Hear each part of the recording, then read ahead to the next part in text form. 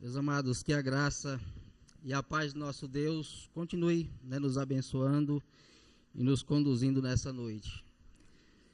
Meus amados, vamos abrir a nossa Bíblia lá em Josué, dar continuidade, em Josué capítulo 15.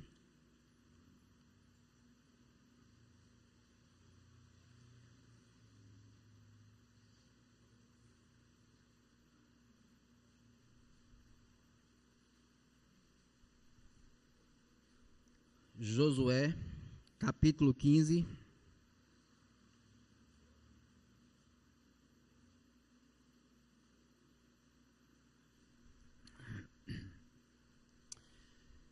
Eu farei a leitura do capítulo. Os irmãos acompanhem.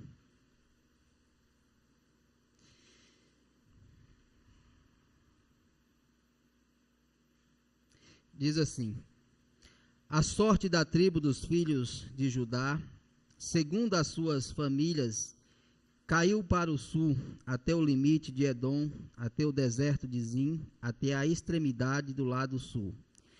Foi o seu limite ao sul, desde a extremidade do Mar Salgado, desde a baía que olha para o sul, sai para o sul até a subida de Acrabim para Passazim, sobe do sul a Cades Barneia.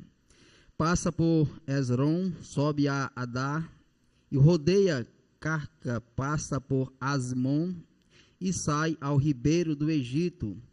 A saída desse limite vão até o mar, este será o vosso limite ao lado sul. O limite, porém, para o oriente será o Mar Salgado, até a foz do Jordão, e o limite para o norte será da baía do mar, começando com a embocadura do Jordão, limite que sobe até Bet-Ogla, e passa do norte até Bet-Arabá, subindo até a pedra de Boá, filho de Ruben. Subindo ainda este limite a Debir, desde o vale de Jacó, olhando para o norte, rumo a Gilgal, a qual está a subida de Adumim, que está para o sul do ribeiro. Daí o limite passa a ter as águas de En-Semes, e as suas saídas estarão ao lado de En-Rogel. Deste ponto, sobe pelo vale do filho de Inom, do lado dos Jebuseus do sul, isto é, Jerusalém, e sobe este limite até o cimo do monte que está diante do vale de Inom, para o ocidente, que está no fim do vale dos Refaíns, do lado norte. Então vai o limite desde o cimo do monte até a fonte das águas de Neftoa, e sai até as cidades do monte Efron. Vai mais este limite até Baalá, isto é, Kiriat Jearim. Então dá volta ao limite desde Baalá para o ocidente até o monte Seir, passa ao lado do monte de Jearim, do lado norte, isto é, Quesalon, e descendo a Bet-Semes, passa por Tímina. Segue mais ainda o limite ao lado de Ecrom, para o norte, e indo a Siqueron, passa o monte de Baalá, saindo em Jabneel para terminar no mar. O limite, porém, do lado ocidental é o Mar Grande e as suas imediações. São estes os limites dos filhos de Judá, ao redor, segundo as suas famílias. A Calebe, filho de Jefoné, porém, deu Josué uma parte no meio dos filhos de Judá, segundo lhe ordenara o Senhor, a saber, Kiriat Arba, isto é, Hebron. Este Arba era o pai de Anak. Daí expulsou Calebe os 3 filhos de Anak, Sesai, Aimã, Talmai, gerados de Anak. Subiu aos habitantes de Debir, cujo nome dantes era Kiriat-Sefer, disse Calebe: a quem derrotar Kiriat-Sefer a tomar, darei minha filha Axa por mulher. Tomou-a, pois, Otiniel, filho de Kenaz, irmão de Calebe. Este lhe deu a filha Axa por mulher. Esta, quando se foi a Otiniel, insistiu com ele para que pedisse um campo ao pai dela. E ela apeou do jumento. Então Calebe lhe perguntou: o que desejas? Respondeu ela: dá-me um presente, deste-me terra seca, dá-me também fontes de água. Então lhe deu as fontes superiores e as fontes inferiores.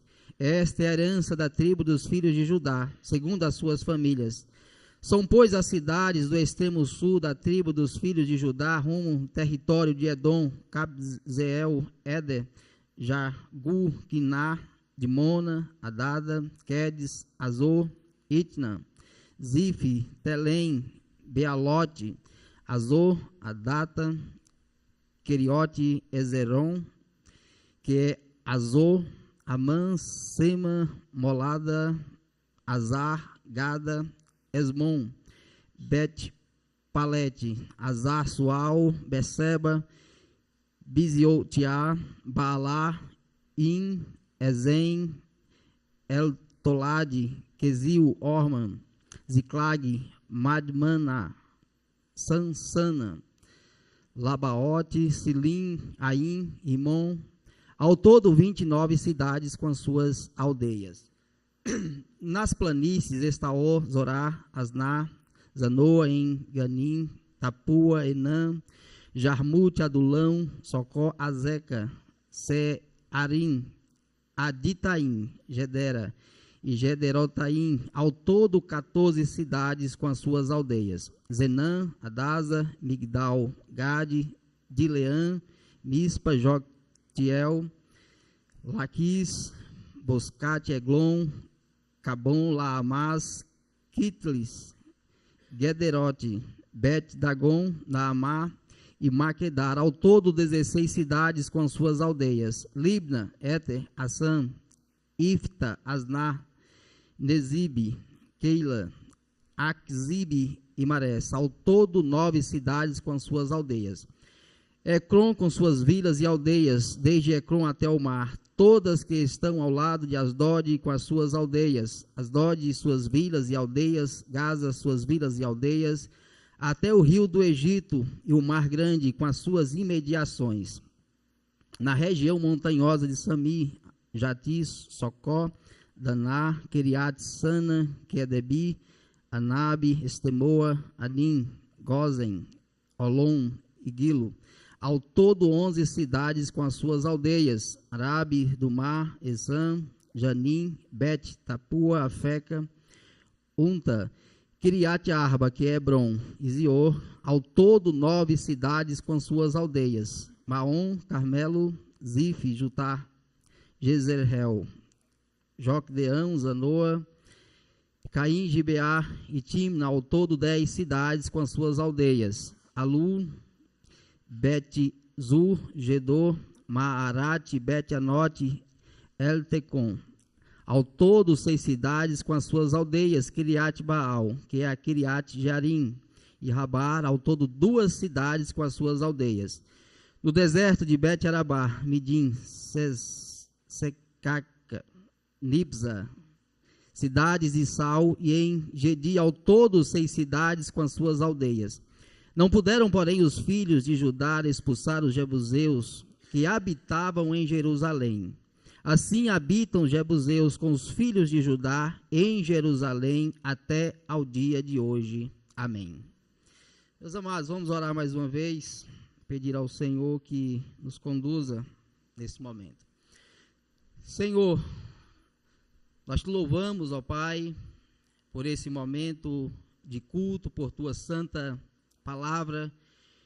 Te louvo, Senhor, por tua graça e por nos dar, ó Pai, o grande privilégio de estarmos cultuando, exaltando e glorificando o teu santo nome. Agora, Senhor, nós te pedimos que assim nos conduza no entendimento da tua santa palavra, fazendo, ó Deus, com que o teu Santo Espírito torne claro em nossa mente o nosso entendimento, de maneira que não sejamos, ó Deus, surdos diante do teu chamado, diante da tua exortação, diante da tua palavra, mas que sejamos, ó Deus, servos diligentes, em que ao mesmo tempo não somente compreende o teu querer e a tua santa vontade, mas que ao mesmo tempo também é conduzido, ó Deus, a desejar ardentemente ter a sua vontade realizada em nosso viver. Que o Senhor assim esteja abençoando o teu povo, a tua igreja aqui reunida nessa noite, conduzindo cada um dos teus servos. Também te peço, ó Deus, por minha vida, que o Senhor assim me conduza com a tua graça, com o teu santo poder, capacitando-me, Senhor, a expor a tua palavra com fidelidade.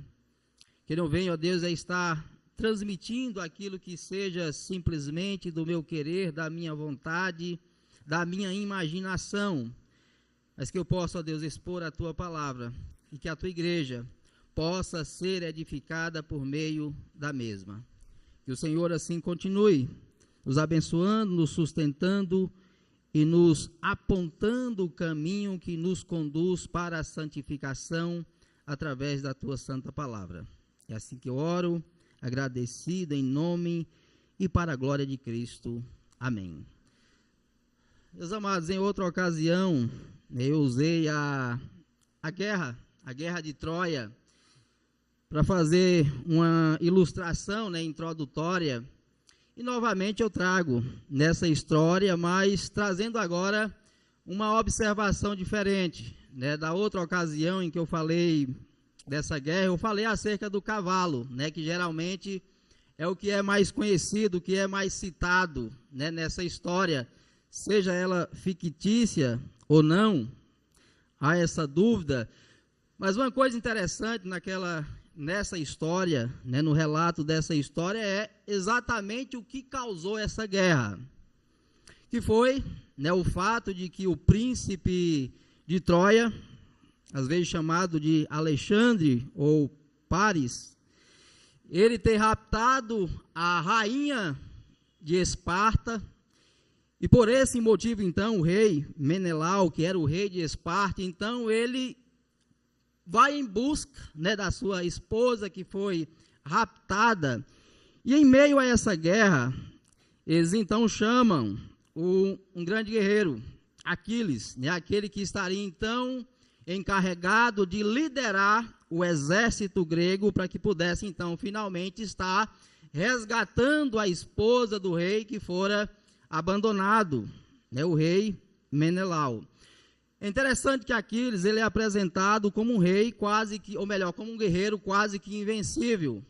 Alguém que tinha grandes poderes, grandes capacidades ali em meio à batalha, ao uso das armas necessárias para enfrentar o inimigo.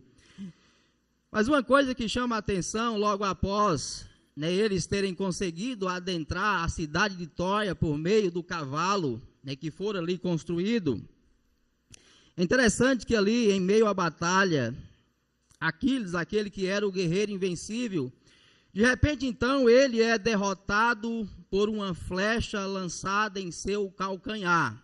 Ou seja, aparentemente o único ponto fraco que havia naquele guerreiro, mas que foi o suficiente para que ele pudesse, então, ser finalmente derrotado.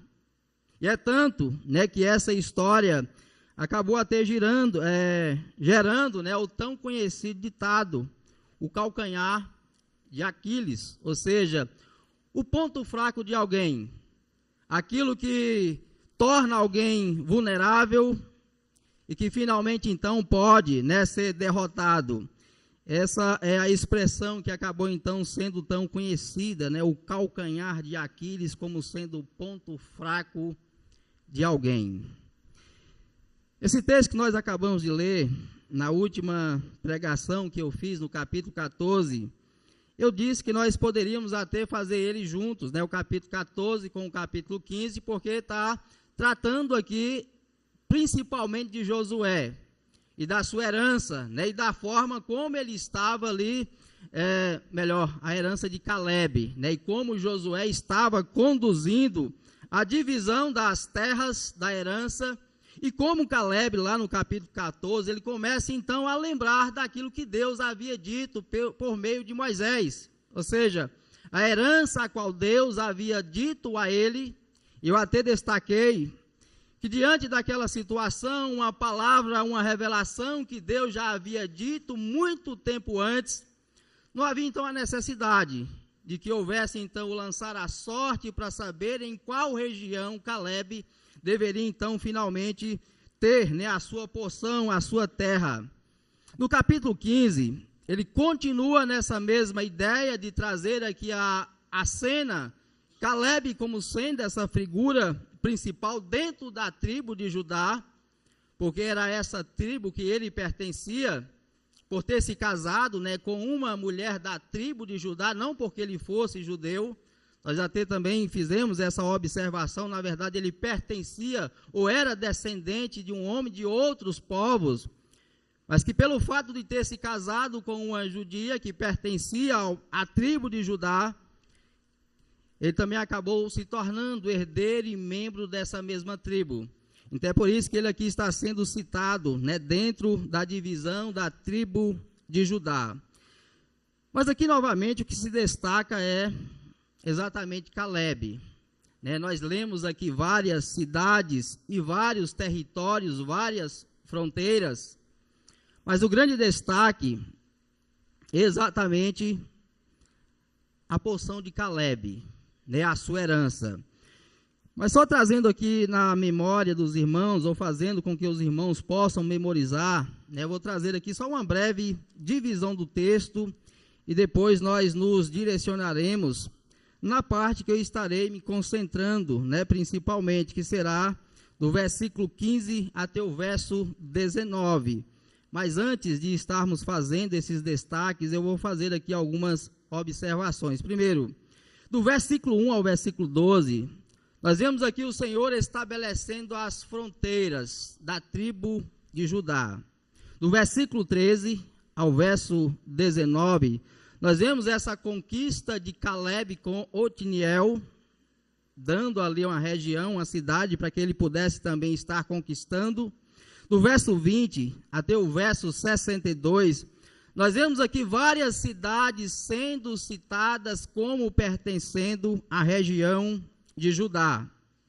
E no verso 63, nós vemos uma observação de que a cidade dos Jebuseus, ou seja, Jerusalém, não fora conquistada naquele momento, naquele período, por Israel. Nós veremos também brevemente essa observação. De forma bem panorâmica, antes de entrarmos no tema, né, que nós iremos tratar nessa noite, do verso 13 ao 14, né, só fazendo aqui novamente mais umas observações, nós vemos aqui novamente Caleb sendo citado como aquele que conquistou a cidade dos gigantes. Na verdade, já foi tratado isso também no capítulo 14, na verdade, né, descrevendo qual seria a região que Caleb deveria possuir, tanto lá no verso 13, como também no verso 14, né, do próprio capítulo 14. Do verso 15 ao 16, nós vemos aqui Otiniel sendo comissionado por Caleb a estar conquistando a cidade conhecida como a cidade do conhecimento. Por que é a cidade do conhecimento? Observe que no verso 15, no verso 16, ele traz aqui acerca, né, da cidade, subiu aos habitantes de Debir, cujo nome dantes era Kiriat-Sefer.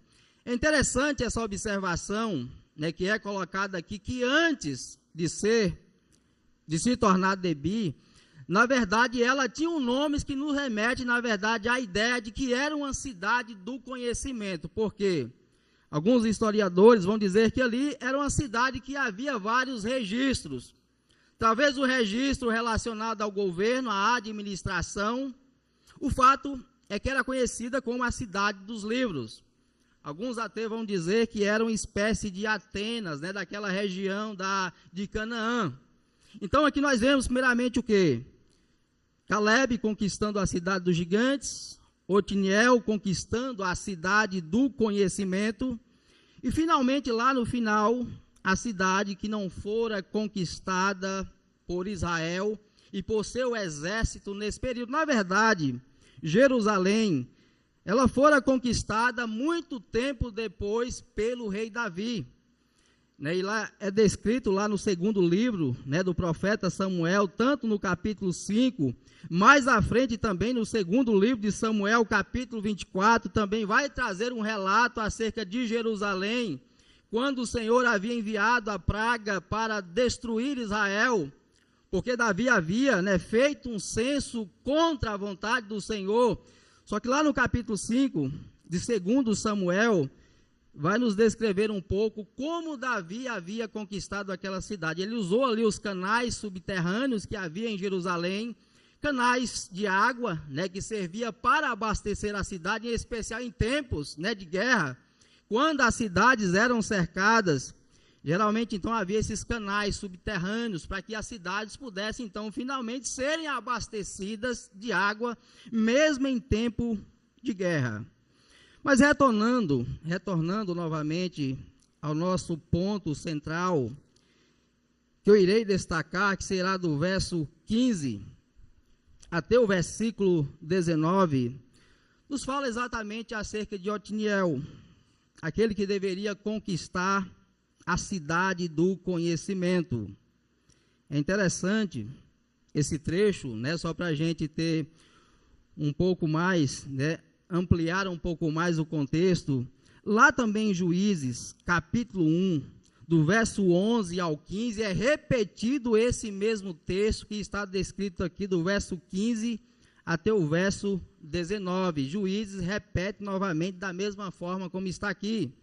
Uma outra informação importante, meus amados, para estarmos destacando, é que também em Juízes, capítulo 3, nós usaremos também esse texto para estarmos expondo a palavra do Senhor nessa noite. Juízes 3, do verso 7 ao 11, nos traz também uma informação sobre Otiniel, como sendo o primeiro juiz ali estabelecido pelo Senhor para conduzir Israel em um período muito triste, muito grave, em que o povo começa a se desviar, a se afastar, começa a adorar a outros deuses. Então, por isso, Deus começa a estabelecer juízes, para que pudesse governar, conduzir o povo e, ao mesmo tempo, libertar o povo dos seus inimigos. Tendo isso em mente, é necessário destacar aqui, nesse texto, que nós vemos uma coisa que sempre se repete, que é conquistar. Conquistar montanhas, conquistar vales, conquistar gigantes, né, cidades de gigantes, cidades fortificadas. Ou seja, a ideia de conquistar está sempre sendo relatada, repetida constantemente nesse texto em Josué. Mas é interessante que aqui, nesses versículos, do verso 15 ao verso 19, nós vemos um outro tipo de conquista. Não mais uma cidade, né, que deveria ser conquistada, não mais muralhas que deveriam serem derrubadas. Mas o que vemos a partir do versículo 15 ao verso 19, é exatamente uma mulher que deveria ser conquistada por Otiniel. Exatamente essa, né, o desafio que Caleb dá àquele que finalmente então deveria ser o pretendente que pudesse então finalmente tomar a sua filha por esposa. Então nós vemos aqui uma espécie de conquista diferente. Alguém que deveria merecer e finalmente então conquistar a filha de Caleb.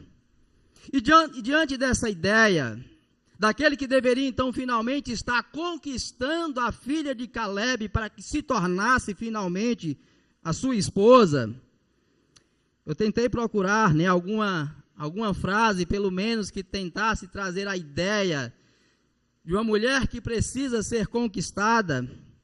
Eu acabei encontrando uma, né, que pelo menos na segunda parte traz muito bem aquilo que eu irei estar destacando.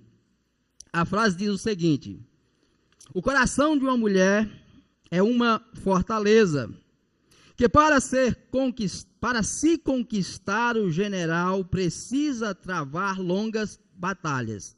Agora observe a segunda parte. Sendo que a pior batalha de todas é manter a sua conquista. O que ele procura demonstrar, né, nessa frase, que o mais difícil não é conquistar. O mais difícil é você passar anos e anos mantendo essa conquista, ou demonstrando que no decorrer da vida, você ainda é digno de manter aquela que foi conquistada por você.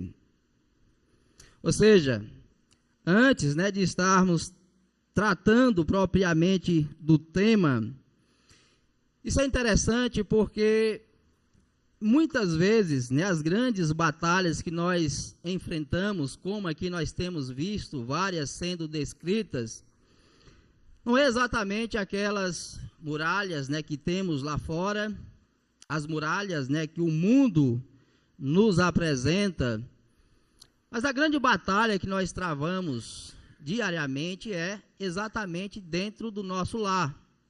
No sentido, né, como até temos aprendido, tanto com o reverendo Jans, como também nesse período de preparo para o diaconato, uma das coisas que nós temos destacado constantemente é exatamente essa necessidade de conduzir o lar de forma que o Senhor seja glorificado. E muitas vezes o grande desafio, as grandes muralhas, é exatamente aquelas que permanecem dentro do lar, dentro de casa. E provavelmente nem sempre, né, a muralha mais difícil de ser conquistada não será exatamente, né, a sua esposa dentro do lar diariamente, mas muitas vezes somos nós mesmos que acabamos nos tornando essa espécie de muralha, esse empecilho, esse entrave que de alguma forma acaba muitas vezes causando ruína, destruição e a própria destruição dentro do nosso próprio lar. Ao mesmo tempo, o que nós vemos do verso 15 ao verso 19, é Caleb tendo a grande preocupação de um pai em procurar para a sua filha aquele que deveria ser o melhor pretendente para ela. Não que ela viesse a estar se casando com alguém que não gostasse, na verdade, nas Escrituras não é imposto, né, essa regra, no sentido de que alguém deveria se casar com outro sem que gostasse. Mas ao mesmo tempo há da parte de Caleb uma grande preocupação como pai em estabelecer quais seriam as qualificações daquele que seria o pretendente de ter a honra e de ter o privilégio de tomar a sua filha por esposa. É interessante que, se formos olhar esse texto, né, talvez as feministas diriam que aqui nós temos um grande absurdo, ou seja, uma espécie de mulher sendo oferecida como troféu. Aquele que conquistasse a cidade, então finalmente se tornaria merecedor de tomar a sua filha por esposa. Aparentemente, talvez alguém poderia ver dessa forma, que Caleb está oferecendo a sua esposa como espécie de troféu. Mas observe que não é essa a ideia que o texto procura demonstrar. Caleb aqui não está usando a sua filha como uma espécie de troféu, e nós veremos o porquê. Ao mesmo tempo, o que ele procura demonstrar é quem de fato seria digno e merecedor de ter a sua filha como esposa. Ou seja, a preocupação de Caleb é procurar o melhor partido para a sua filha. Então, o que é que nós veremos nessa noite? Qual será o tema? Qualificações para conquistar uma mulher ou esposa. E qual é a primeira qualificação que nós aprendemos nesse texto? A primeira qualificação que nós aprendemos nesse texto é que aquele que deve ser o pretendente, e aqui é especial, né, para os pais, deve ser aquele que seja um protetor do seu lar.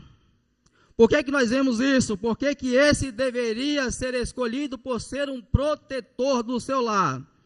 Observe que alguém que está disposto a conquistar uma cidade, a enfrentar vários homens, para ser então finalmente digno e merecedor de tomar por esposa a filha de Caleb, com certeza ele estaria muito mais disposto a dar a própria vida para defender a sua esposa, para defender o seu lar.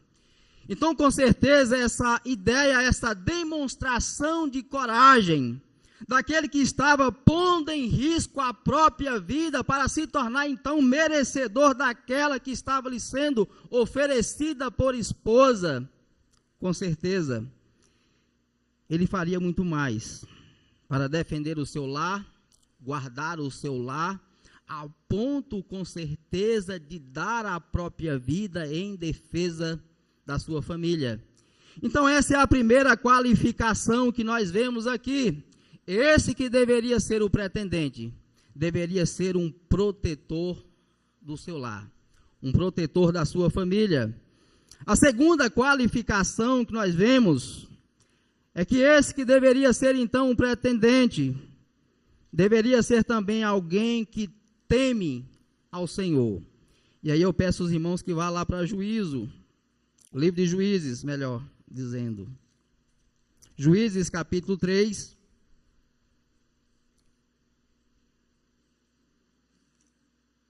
Do verso 7 ao versículo 9, nos diz o seguinte: os filhos de Israel fizeram o que era mal perante o Senhor e se esqueceram do Senhor seu Deus, e renderam culto aos Baalins e aos poste ídolo. Então a ira do Senhor se acendeu contra Israel, e ele os entregou nas mãos de Cusã-Risataim, rei da Mesopotâmia, e os filhos de Israel serviram a Cusã-Risataim 8 anos. Clamaram ao Senhor os filhos de Israel, e o Senhor lhe suscitou o libertador, que os libertou, Otniel, filho de Kenaz, que era irmão de Calebe e mais novo do que ele.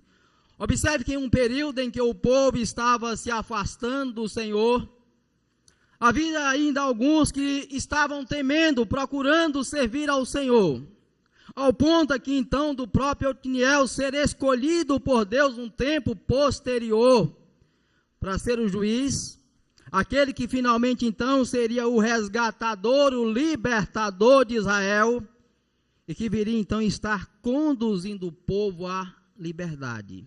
Ou seja, alguém que, ao contrário da maioria do povo de Israel, que estava se tornando idólatra, ele era alguém que ainda temia ao Senhor. E por que isso é importante, meus amados? Um pretendente para sua filha ser alguém que teme ao Senhor. Porque por mais que ele seja um protetor, aquele que guarda e que cuida do seu lar, da sua família, mas é impossível ele fazer tudo isso se ao mesmo tempo ele não for alguém que teme ao Senhor. Não importa o quão forte ele seja, o quão corajoso ele seja, se ao mesmo tempo ele não ter um coração firmado na palavra e na vontade do Senhor. Toda a sua força, toda a sua capacidade de suprir o lar, de defender o lar, não terá nenhum valor se ao mesmo tempo não for alguém que teme e que procura servir ao Senhor. No Salmo 127, versículo 1 nos diz que se o Senhor não guardar a cidade, em vão vigia a sentinela. Logo no capítulo também 128, no Salmo 128, ele fala exatamente do homem que teme ao Senhor. E esse que teme ao Senhor, tudo lhe irá bem. Então temer ao Senhor é algo extremamente necessário. Observe que então as qualificações que Caleb está observando e procurando estabelecer e observar, por mais que aqui ele se torne juiz muito tempo depois, mas com certeza essas qualificações já eram percebidas nele, é tanto que ele acaba sendo escolhido para ser juiz em Israel. A terceira qualificação que nós encontramos também nele é que era alguém que foi então finalmente capacitado e cheio do Espírito Santo. Novamente em Juízes 3, o versículo 10.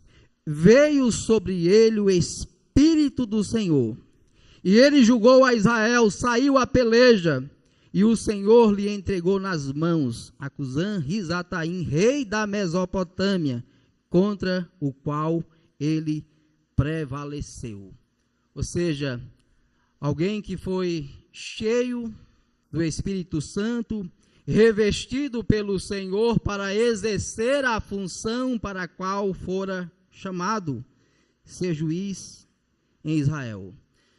Alguém que não é cheio do Espírito Santo, e como as qualificações anteriores, ou seja, aquele que é protetor, aquele que ao mesmo tempo também é alguém que teme ao Senhor, e isso só é possível quando alguém ao mesmo tempo é o que? Cheio do Espírito Santo.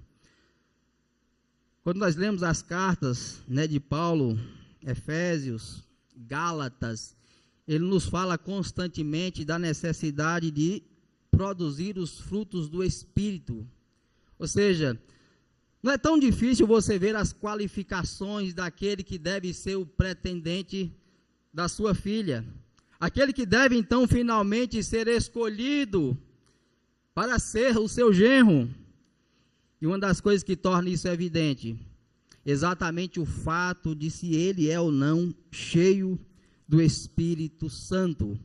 Isso é conhecido pelos frutos, seja pela forma como ele age, seja pela forma como ele fala. Ou seja, os frutos então passam a tornar visíveis se de fato ele é alguém que tanto teme ao Senhor e que ao mesmo tempo é conduzido constantemente a viver de acordo com o querer e a vontade do Senhor. Uma outra qualificação também demonstrada em Otiniel é que ele também era alguém sábio. Lá ainda em Juízes 3, eu não vou ler, mas só trazer a ideia, trazendo novamente a citação lá dele quando foi escolhido para ser juiz.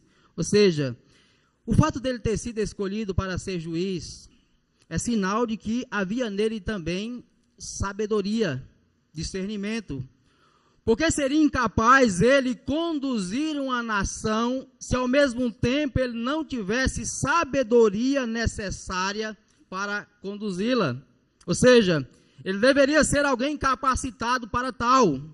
Então, ao mesmo tempo, aquele que deve então ser o pretendente, e aqui muito bem observado e conduzido por Caleb, demonstra também que o seu genro Otiniel era alguém que demonstrava sabedoria. Mas por que é necessário ter sabedoria para conduzir o nosso lar, para conduzir a nossa família? A Escritura diz que a mulher que não é sábia, a mulher tola, ela derruba, né, o seu lar, a sua casa, com as suas próprias mãos. Isso também, ao mesmo tempo, é verdade para o marido, para o homem. Um homem que não é sábio, um homem que não age com sabedoria, com prudência, com discernimento, ele pode acabar se tornando também um instrumento de destruição do seu próprio lar.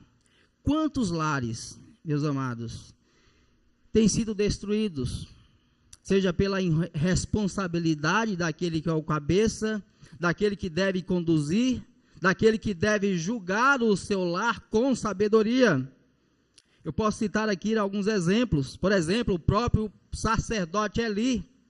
Como Eli foi negligente na criação dos seus filhos. O próprio Jacó também, como Jacó foi irresponsável e negligente na própria forma como ele julgou os seus próprios filhos. Nós sabemos como ele favorecia José constantemente. E como essa atitude parcial da parte de Jacó trouxe graves consequências dentro do seu lar. Então observe que Caleb, ele está escolhendo para ser o seu genro alguém altamente qualificado, até mesmo pelo fato do que ele veio a exercer posteriormente, se tornar um juiz em Israel. Ou seja, ao mesmo tempo, Otiniel serve também como um padrão para aqueles que devem liderar a igreja. Esse é um assunto, né, que nós temos tratado e pela providência de Deus também esse texto acaba trazendo um pouco acerca dessa ideia, porque em Otiniel nós vemos exatamente essas qualificações daqueles que devem exercer liderança dentro da igreja.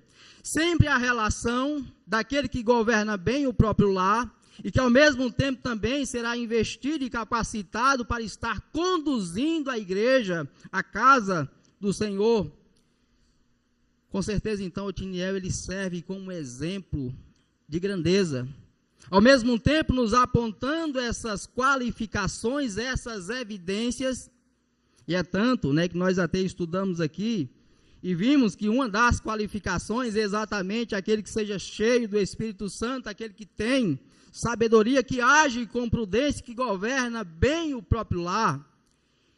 Então, nesse exemplo de Otiniel, nós vemos alguém que ao mesmo tempo nos serve como meio de exortação, de nos conduzir, de nos direcionar e apontar o caminho, não somente para aqueles, que estarão aí concorrendo ao diaconato, mas na verdade para cada um de nós, sendo pai, sendo líder, e também aqueles, que estão à frente de estarem liderando a igreja do Senhor. Mas vocês se lembram, lá da pergunta, ou melhor, da frase, que eu citei lá no início, eu disse que o difícil não é conquistar, mas manter a conquista.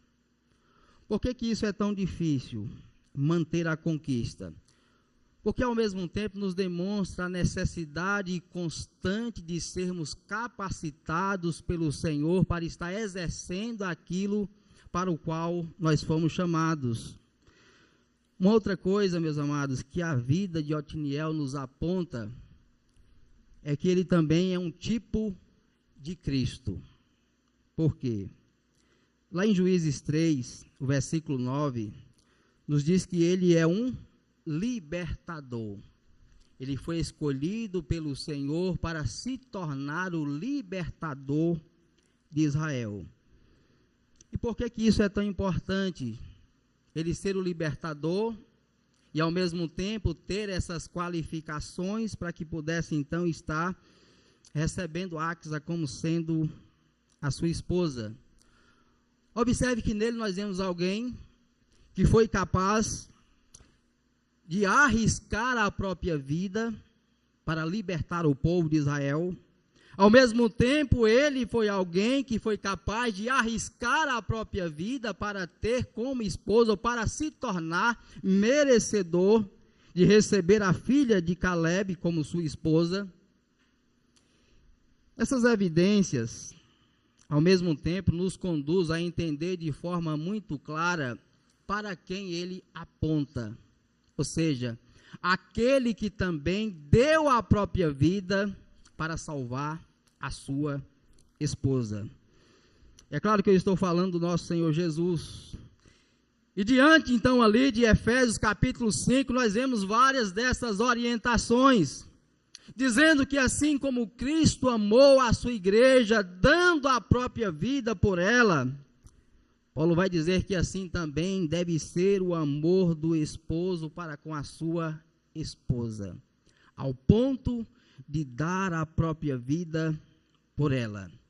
Ou seja, Otiniel então nos aponta ao mesmo tempo para Cristo, da necessidade que temos dele para sermos constantemente revestidos e capacitados para estarmos exercendo a nossa função, como marido, como líder do lar, como pai daqueles que ao mesmo tempo também têm a responsabilidade de estar avaliando as qualificações daqueles que então finalmente serão os pretendentes das suas filhas.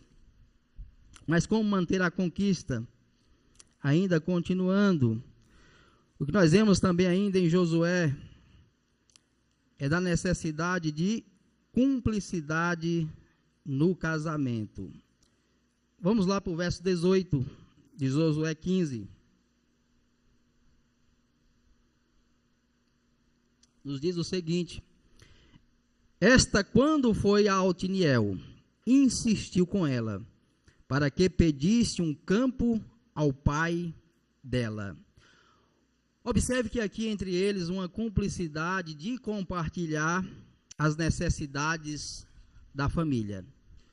Otiniel, por mais que fosse o líder do seu lar, ao mesmo tempo ele não priva a sua esposa de ao mesmo tempo demonstrar as suas necessidades, os seus questionamentos, dar as suas opiniões. Observe que há necessidade da cumplicidade no sentido de mantermos constantemente essa conquista. Ser o líder do lar não é tentar conduzir todas as coisas de forma a tentar governar sozinho, solitariamente. No sentido de, ao mesmo tempo, não ouvir, não observar ou não dar a atenção devida àquilo que a nossa auxiliadora também tem a responsabilidade e é chamada para nos acompanhar nesse sentido. Observe que a atitude de Otiniel demonstra exatamente essa atitude de sabedoria. Por mais que ao mesmo tempo ele tivesse a responsabilidade de estar liderando e conduzindo a sua família, é o que nós vemos mais à frente, a própria Axa indo até o seu pai. Então essa ideia de cumplicidade, de compartilhar, de ouvir, de entender, é algo que se demonstra de forma bem evidente. Talvez alguém até poderia dizer, vixe, num tempo tão distante, será que de fato então ele teve essa preocupação de dar essa abertura para que ela pudesse então estar demonstrando as suas necessidades? Exatamente isso que o texto procura nos demonstrar. Sim, houve essa demonstração desse compartilhar das necessidades uns com os outros. Ao mesmo tempo, é claro, nos conduz então a termos essa mesma perspectiva, essa mesma necessidade. Um dos grandes problemas que nós vemos dentro do lar e no casamento, exatamente a falta de comunicação. É o que as mulheres vão sempre estar reclamando, que por mais que falam constantemente, mas nem sempre estão sendo ouvidas, nem sempre estamos dando a devida atenção àquilo que elas estão nos falando, nos apresentando. E muitas vezes temos falhado, temos errado, não temos, talvez, procurado manter essa conquista constantemente, porque nós muitas vezes temos nos tornado essa espécie de muralha dentro do nosso próprio lar. Mas se ao mesmo tempo, meus amados, a mulher não é esse troféu que talvez muitos poderiam dizer acerca desse texto, lá em Provérbios 31, verso 10, nos diz, mulher virtuosa, quem o achará? O seu valor excede ao de finas joias. Ela não era um troféu, mas é interessante que o nome dela significa exatamente pulseira e adorno. Pulseira e adorno. Não que ela fosse um troféu oferecida para Otiniel, mas o que ela apresenta é ser exatamente uma mulher virtuosa. Por que ela nos é apresentada como uma mulher virtuosa? Observe que aqui diante do pedido dela com o seu marido, ao mesmo tempo nos é demonstrado uma mulher que tem a ousadia de se apresentar diante do seu pai. Isso parecia algo totalmente estranho naquela época, porque tanto o marido como o pai era, geralmente, o representante da mulher, e o homem, como sendo o cabeça do lar, geralmente é quem tomava essas funções, seja em negócios ou em outras situações. Porém, aqui é apresentado algo interessante, porque nós vemos ela tendo a coragem de se apresentar diante do seu pai, e assim, então, finalmente fazer um pedido. Observe que nesse ato dela, nos demonstra que ao mesmo tempo, em nossa vida com Deus, seja homem, seja mulher, o homem ele não é o mediador da sua esposa, no sentido de que ela depende dele para se apresentar diante de Deus. Ele é o cabeça do lar, deve conduzir a sua família, deve ensinar a sua família. Mas ao mesmo tempo a Escritura nos demonstra que ambos têm livre acesso à presença de Deus. Ela, como filha, tinha livre acesso à presença do seu pai.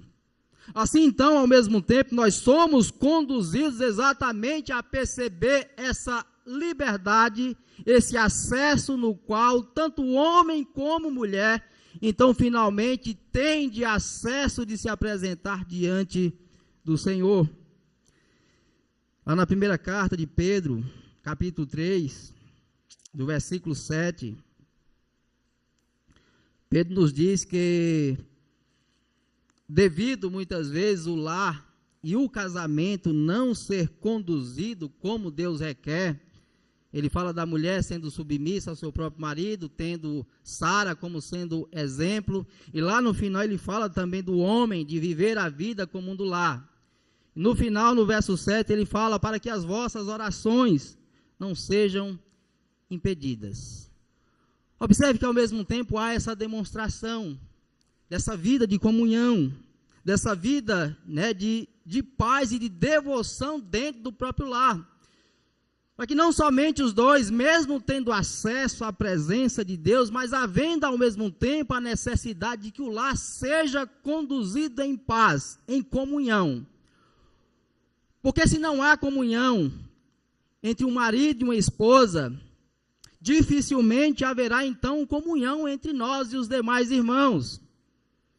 Mas é claro, como eu havia estabelecido, ao mesmo tempo cada um tem esse livre acesso a se apresentar diante do Senhor. Imagine, por exemplo, a mulher, que por mais que o marido seja crente, por mais que ele, teoricamente, é um servo do Senhor, mas que seja negligente. É claro que nesse caso ela não dependeria, né, dele, para que pudesse então finalmente crescer e ter comunhão com o Senhor. Mas não somente isso, observe que a atitude de Axa diante do seu pai, ao mesmo tempo também demonstra como ela teve a preocupação de buscar para a sua família uma herança melhor. Ou seja, em sua busca, ela vê desertos sendo transformados em mananciais. Por quê? A terra que elas haviam recebido, que eles haviam recebido, ficava em Judá. E geralmente em Judá tem também alguns desertos. O deserto do Negueb, por exemplo, uma região extremamente seca. E a reclamação dela é exatamente essa. O seu pai havia lhe dado terras secas, mas ela queria fontes de águas, para que pudesse então finalmente estar irrigando e de alguma forma podendo deixar para os seus descendentes uma herança melhor. Nisso então nós vemos a sua virtude, a sua prudência, ou seja, a preocupação de deixar para os seus filhos, para os seus descendentes, bênçãos. Ou seja, meus amados, essa deve ser então a atitude de uma mulher virtuosa, aquela que por meio da sua ousadia de se apresentar diante do Senhor, ousadia aqui no sentido, né, de se colocar diante do Senhor, como nos diz lá em Hebreus capítulo 10, no qual ele nos exorta a adentrar, né, com ousadia diante da presença do Senhor, porque já nos foi aberto um novo e vivo caminho, que nos conduz ao trono, à presença do Pai. Então a atitude de Axa, ela demonstra exatamente uma mulher conduzida de forma sábia, a estar deixando para os seus filhos, para os seus descendentes, não cisternas secas, mas de estar deixando para os seus descendentes mananciais de águas, mananciais de vida. Isso nos traz à memória algumas mulheres como Ruth, que também em sua atitude de cuidar da sua sogra, acabou também sendo esse instrumento de bênção para os descendentes.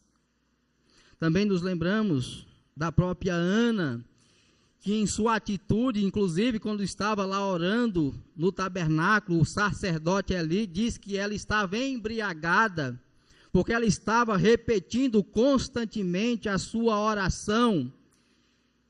E nós vimos que em sua atitude, em sua ousadia de buscar ao Senhor, ela também acabou sendo atendida em seu clamor.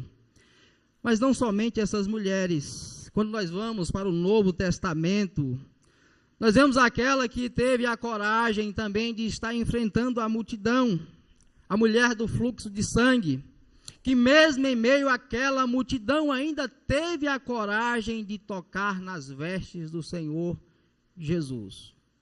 E que por essa atitude, ela acabou também recebendo a cura, no qual o próprio Senhor Jesus ali no meio da multidão, né, a própria questão de dizer quem me tocou. A ideia ali é exatamente separar e demonstrar aquela que havia tocado de forma diferente. Ao mesmo tempo também lembramos da ousadia de se humilhar da mulher cananeia. Aquela que quando foi ao Senhor Jesus, apresentando a sua filha e clamando ao Senhor que pudesse então socorrê-la, o Senhor Jesus diz: olha, não é bom tirar o pão das criancinhas, dos filhinhos e lançá-la aos cachorrinhos.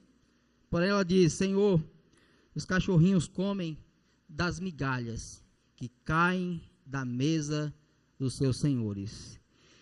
Então observe, meus amados, que há vários exemplos de mulheres que, tomadas então pela coragem e ousadia de se apresentarem diante do Senhor, mesmo sendo algumas aqui humilhadas, desprezadas e lançadas para longe, mas que ainda assim persistiram e perseveraram em buscar ao Senhor. A própria mulher também lá em Mateus 26, que ungiu o Senhor Jesus, e que os discípulos disseram: olha, isso é um desperdício, porque está permitindo que ela faça isso. Porém o Senhor Jesus ali também demonstra que o que ela estava fazendo seria algo que permaneceria pelas gerações seguintes. Meus amados, só concluindo, e na conclusão eu tomo novamente a ideia lá da guerra de Troia. Ali nós vimos um guerreiro, Aquiles, que foi ferido no calcanhar, ou seja, o seu ponto fraco, servia exatamente para que ele pudesse ser derrotado. Nós também conhecemos um outro guerreiro, porém esse de fato invencível, que também foi ferido no calcanhar. Mas o seu ferimento no calcanhar não lhe serviu para ser derrotado, mas pelo contrário, o seu ferimento no calcanhar serviu exatamente para que ele pudesse esmagar a cabeça da serpente, como é dito lá em Gênesis 3:15. Aquele, o descendente da mulher, que teria um ferimento em seu calcanhar, mas que mesmo em meio a esse ferimento, ainda assim, ele triunfaria sobre o seu inimigo. E qual é a semelhança disso com o texto o qual nós lemos? Ao contrário de Aquiles, que foi derrotado, ao mesmo tempo que nós vemos no Senhor Jesus, é aquele que, dando a sua própria vida por sua noiva, exatamente aquele que resgatou a sua noiva do império das trevas. É aquele que por meio da sua morte, mas também por meio da sua ressurreição, ao terceiro dia, triunfou sobre os seus inimigos e mesmo sendo levado para o Gólgota, o lugar da caveira, o império da morte, o lugar no qual a morte reinava, mas que ainda assim triunfou sobre a morte. Lá em Colossenses 2,15 nos diz: Cristo despojou os seus inimigos, triunfando sobre eles na cruz. Ou seja, ele conquistou a sua noiva, dando a sua vida e ressurgindo dos mortos por ela. Que o Senhor nos abençoe e que assim nos conduza a fazer com que nós também possamos, exortados pela palavra, seguir os mesmos passos de Otiniel, ao mesmo tempo também sermos capacitados pelo Senhor e pelo seu Santo Espírito, que Ele nos capacite com a sua graça. Amém.